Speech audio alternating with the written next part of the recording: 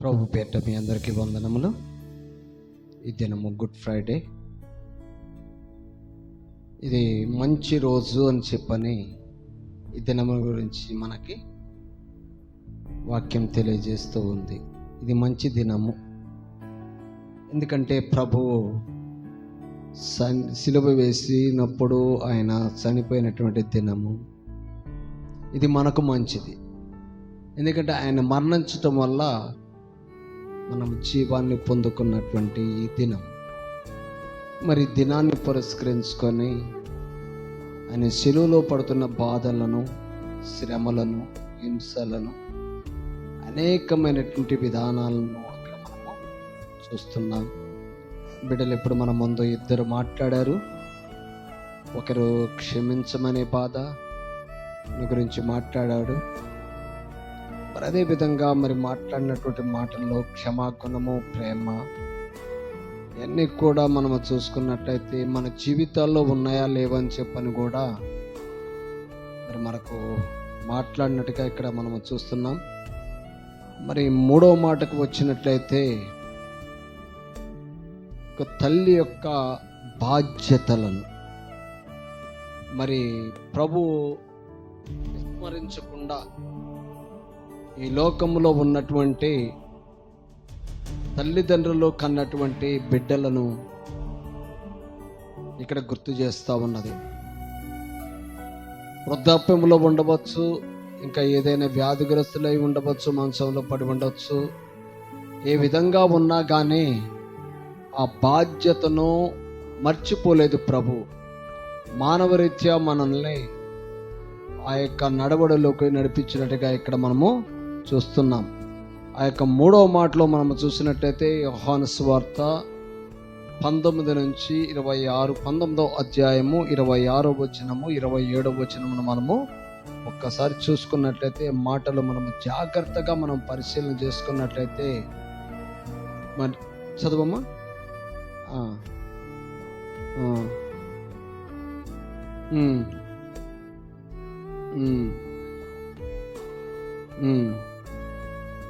చదువు.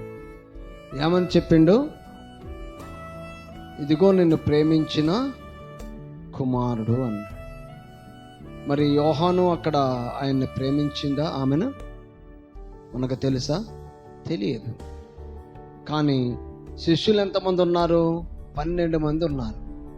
ఆ 12 మంది శిష్యుల్లో ఎక్కడున్నారు అప్పుడు? ఆ సమయంలో సిలువ వేస్తున్నప్పుడు పారిపోయారు.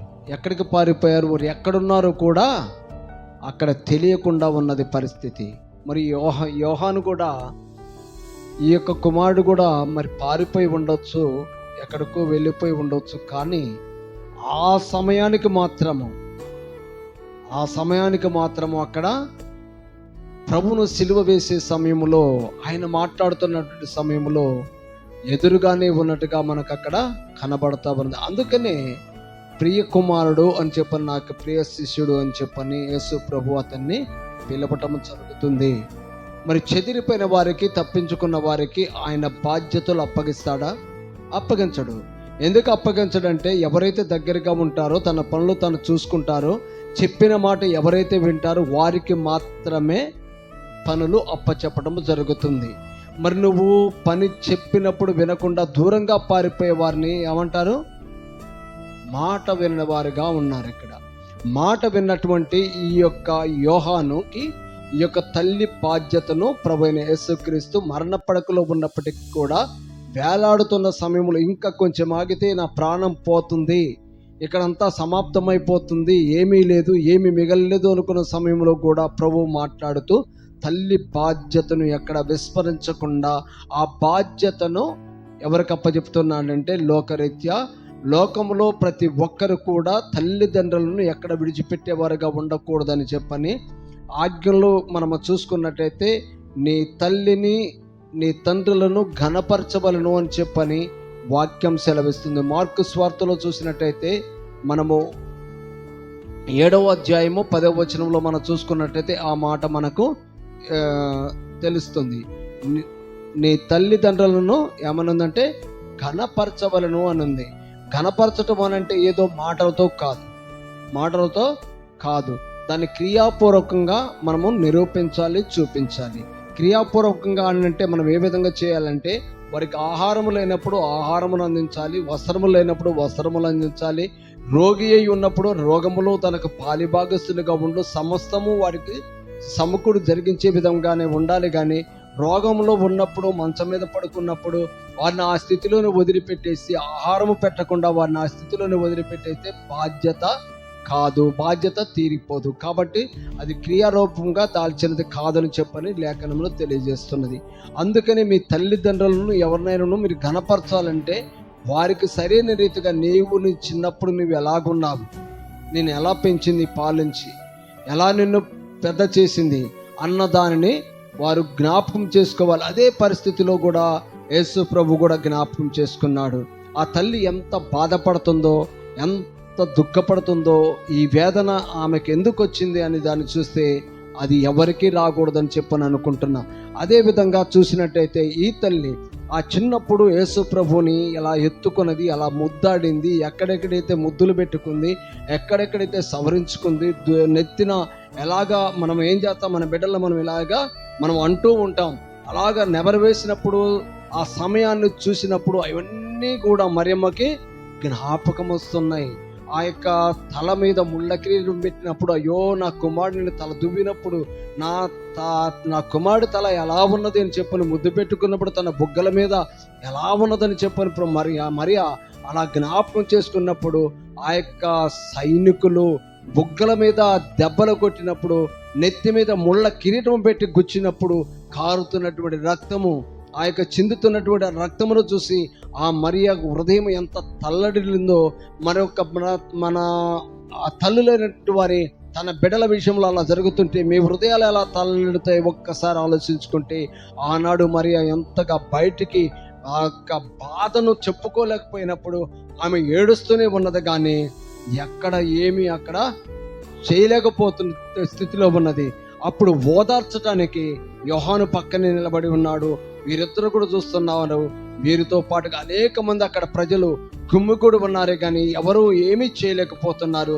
ఈ బాధ్యతను ప్రభు అప్పగించేటప్పుడు కూడా అందరూ చూస్తున్నారు, అది పరిస్థితిని గమనిస్తూ ఉన్నారు. చూసినవా, తన తల్లిని లోకంలో విడిచిపెట్టలేదు, కానీ ఆయన పోయేటప్పుడు కూడా, ఈ లోకాన్ని విడిచి మరణించేటప్పుడు కూడా తన తల్లి బాధ్యతను తన శిష్యుడికి అప్పగించినట్టుగా ఇక్కడ కనబడతా ఉన్నదని చెప్పని వారందరూ తెలుసుకునే విధంగా ప్రభు ఆమెను మరియమ్మను యోహానుకి శిష్యుడికి అప్పగించినట్టుగా అక్కడ మనకు కనబడతా ఉన్నది.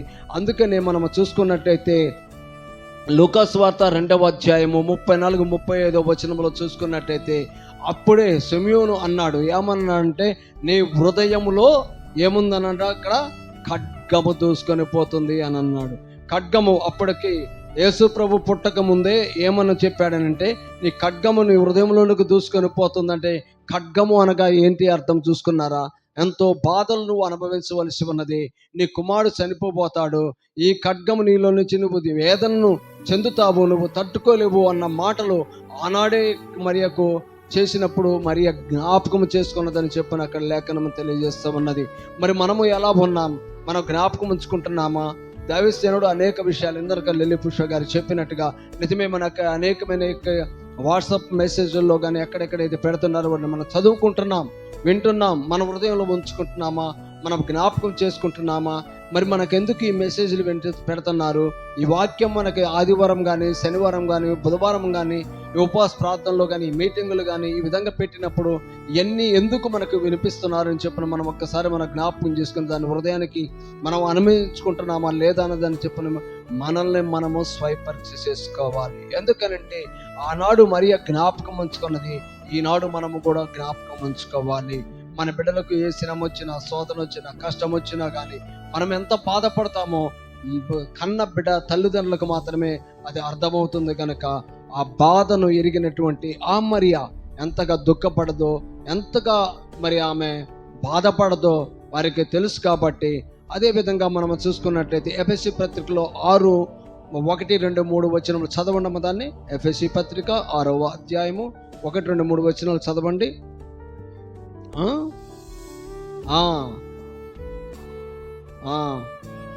విధేయులై ఉండడి, ఇది ధర్మమే. ఆ, సన్మానించుము. భూమి మీద దీర్ఘాయుష్మంతుడు అవుదువు అని అంటాను. నీకు దీర్ఘాయుషు కలగాలన్నా కానీ, ఏమి కలగాలన్నా కానీ ఏం చేయమని చెప్తున్నాడు ప్రభు?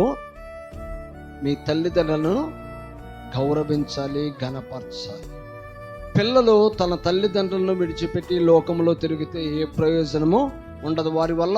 వీడి వల్ల నాకు దుఃఖమే కలుగుతుంది కానీ వీడి వల్ల నాకు సంతోషము లేనే లేదు అని చెప్పని ఆ తల్లిదండ్రులకి రీతిగా ఉండకూడదు. పిల్లలు తల్లిదండ్రుల సంరక్షణలో పెరిగేటప్పుడు వారికి చెప్పవలసినవి చెప్పాలని చెప్పని లేఖనములు తెలియజేస్తున్నాయి. అందుకని పిల్లలు ఏ విధంగా నడుచుకోవాలో వారిని నేర్పించాలని చెప్పని వాక్య భాగం సెలవిస్తుంది. కలువరి శిలువలో యేసు ప్రభు పక్కన యోహాను నిలబడి ఉన్నాడు. ఇది ఆయన ధైర్యము, త్యాగము అని ఇక్కడ మాట్లాడుతున్నాడు. ఆయనకు ధైర్యం లేకపోతే, ఆ త్యాగము చేయకపోతే కలువరి శిలువలో ఆయన నిలబడి ఉండేవాడు కాదని చెప్పని లేఖనములు తెలియజేస్తున్నాయి. అందుకని ఎవరైనాను సరే, ఎందుకనంటే నాగటి మీద చేయి వేసి వెనక్కి తిరుగువాడు నాకు పాత్రుడు కాడు అని సెలవిస్తా ఉన్నది. అందుకని వెనక తిరిగే స్వభావము ఎవరిలోనూ ఉండకూడదు. ముందుకు సాగే స్వభావం కలిగి ఉండాలని చెప్పని లేఖనములు తెలియజేస్తూ ఉన్నాయి. అందుకే మనమందరము కూడా, ఎందుకంటే ఒక సేవకుడు సేవకు వెళ్ళేటప్పుడు తన తల్లిదండ్రులకు ఏమై అవసరమై ఉన్న వాటిని కూడా సంరక్షించాలి. భార్య పిల్లలను కూడా సంరక్షించాలి. నాకేం అవసరం లేదులే అని చెప్పని సేవకే నేను వెళుతాను, సేవే నేను చేస్తానని చెప్పని భార్యను కానీ, బిడ్డలను కానీ, తల్లిదండ్రులను కానీ ఎక్కడ విడిచిపెట్టేవాడుగా ఉండవద్దని చెప్పని ఇక్కడ సారాంశము. ఎందుకంటే దేవుడు అదే విధంగా చెప్తున్నాడు.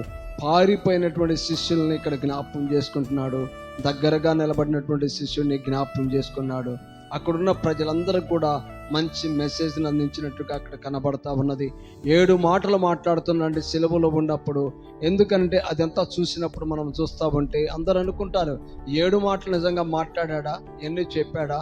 ఆయన పరిస్థితే బాగలేదు, ఎంతో రక్తం కారిపోయింది, ప్రాణం పోయే స్థితిలో ఉన్నాడు, ఇవన్నీ చెప్పారు ఒట్టి మాటలు అని చెప్పని ఎంతోమంది అనుకోవచ్చు. వారి మాటలు మనం నమ్మని అవసరం లేదు.